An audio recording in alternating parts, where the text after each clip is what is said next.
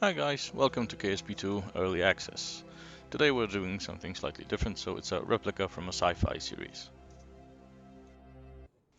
It was supposed to be a ship from the Polish series Matplaneta from the early 90s, but as it turns out, the ship they used there was basically a toy for the Space 1999 sci-fi series. The first thing I try to get right more or less is the general shape and proportions of the ship, without paying too much attention to whether it's space-worthy or not, or if it can even get off the ground. As you'll see in a second, it couldn't even stay on the ground. In retrospect, I think the landing pad might not be big enough for a ship this size.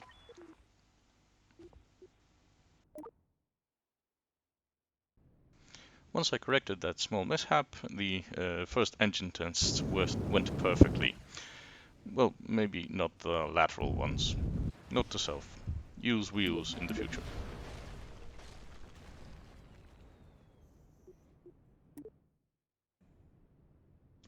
Further adjustments allow us to make another test, and unfortunately we find out that the vertical engines have not enough thrust to power a spaceship of this size.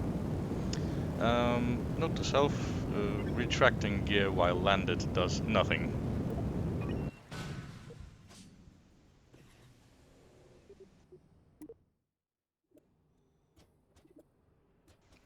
After some considerable rework and strutting of the whole ship, I was confident that it would survive at least a start.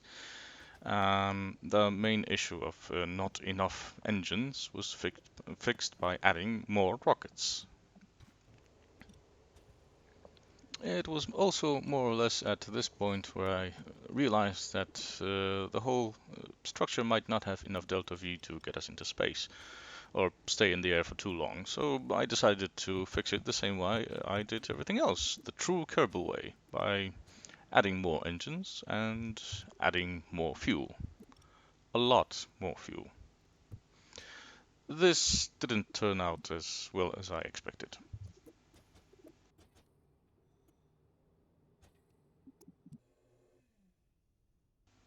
Obviously, the structural integrity is not sufficient. However, I was determined not to let the Kraken win this time, and I decided to reduce the weight and instead getting a ship that was able to fly at all. Further testing proved that we indeed have enough thrust. More than enough. You will have to take a gentler approach in the future. Armed with the knowledge from the previous experiments, I was ready to attain liftoff. Instead of opting for a full burn from the start, we began with a small burn just to reach the necessary thrust-weight ratio. And at last, the vessel was in the air. It was at this precise moment that I remembered that I had in fact forgotten to check where the balance was. A quick firing of the lateral engines saved us from falling on our backs, or at least postponed it.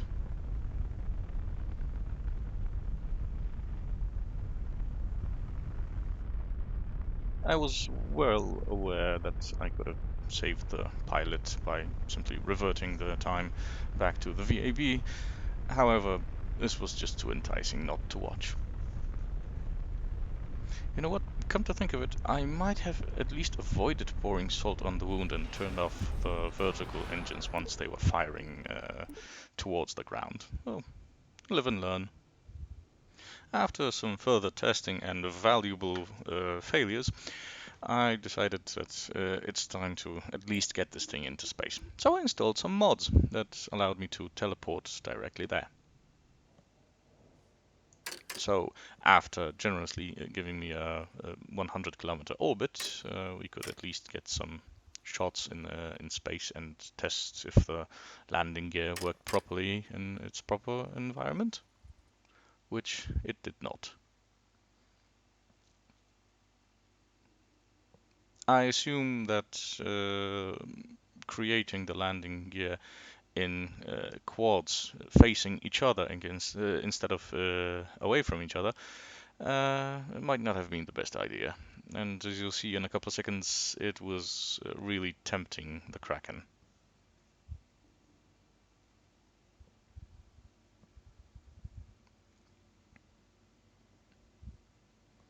Keep note that at this point I had turned on indestructible joints and parts.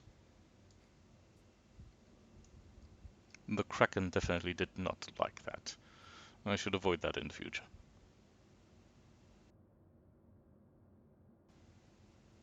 Although not a complete success, I did like how it turned out, and I hope I'll probably get back to it one day and make it look a bit better, especially once the Kraken is maybe not slain, but at least tamed somewhat by the developers.